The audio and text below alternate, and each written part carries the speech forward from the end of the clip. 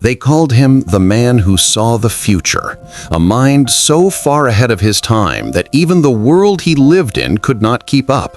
He dreamed of wireless energy, global communication, and limitless power a century before it became real.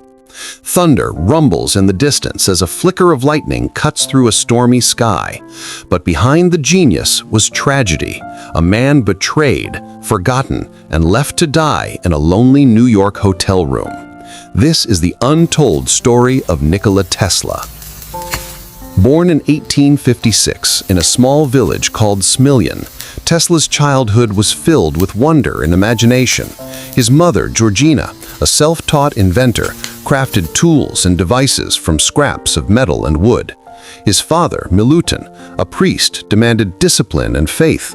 But young Nikola had something neither could understand: visions, flashes of light that filled his mind whenever he imagined something new. He could build machines entirely in his head, test them and perfect them before ever touching a single tool. He saw the world not as it was, but as it could be. While other children played in the fields, Tesla chased lightning in his thoughts. Years later, in 1884, a 28-year-old Nikola Tesla stepped off a ship onto the bustling streets of New York City. He had 4 cents in his pocket, a head full of ideas, and a letter of introduction to one of the most famous inventors alive, Thomas Edison. The young immigrant soon found himself face to face with the man who had already changed the world with the electric light bulb. Edison was practical, a businessman focused on profit and recognition. Tesla was a dreamer, obsessed with purity, perfection, and the unseen forces of the universe. Edison's system used direct current, electricity that could travel only short distances.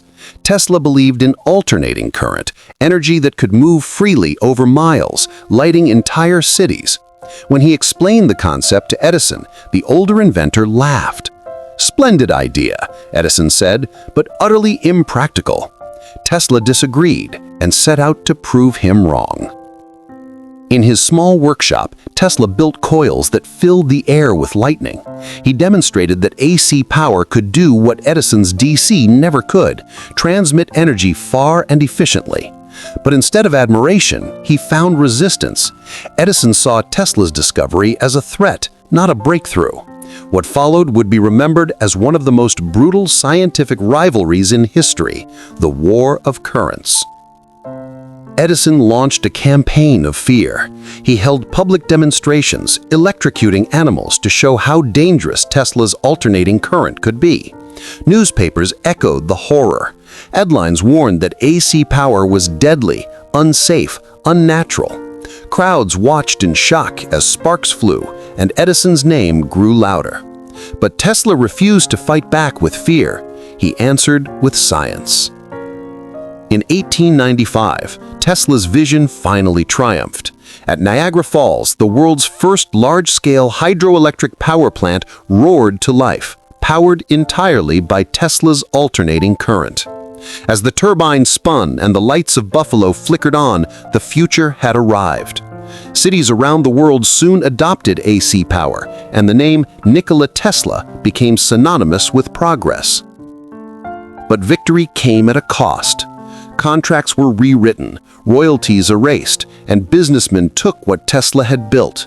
The man who gave the world its energy now struggled to pay his rent. Yet even in failure, his imagination never dimmed. Tesla dreamed bigger.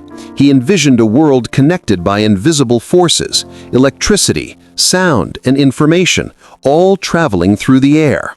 He called it the Wardenclyffe Tower. With the backing of financier J.P. Morgan, Tesla began construction on a massive transmitter in Long Island. It was to be the first step towards global wireless communication and free electricity for all. Free power for everyone across the planet. But to Morgan, free meant no profit. The funding stopped. The workers left. The tower stood silent. Tesla's dream crumbled before it could shine. He spoke of death rays that could end all wars, of machines that could split the earth, of messages from Mars. The press called him eccentric. Investors turned away. The man once hailed as the new Da Vinci became a forgotten recluse, wandering between hotel rooms, feeding pigeons in the park, and scribbling equations on napkins. In January 1943, alone in room 3327 of the New Yorker Hotel, Nikola Tesla took his last breath. Outside, lightning danced across the sky, as if the earth itself mourned its lost son. He was 86 years old, penniless, and unrecognized for the very ideas that powered the modern world. Decades later, the world caught up to his vision. The wireless communication he imagined now fits in our hands. The alternating current he fought for lights our cities. The global network he dreamed of connects billions of minds every second. His inventions, once mocked, became the foundation of the future. Tesla's name, once buried, has returned, not just in textbooks or machines, but in the spirit of every inventor who dares to dream beyond what seems possible. His ideas power our homes, drive our cars, and orbit our planet. From the moment electricity hums through a wire to the second a satellite beams data through space, Nikola Tesla lives on. He was not just an inventor. He was a man who saw the invisible, who reached for lightning and tried to hand it to humanity. They called him crazy, but the truth is, he was right. The world took his energy, but forgot his name. Until now. Dedicated to Nikola Tesla, the man who illuminated the world.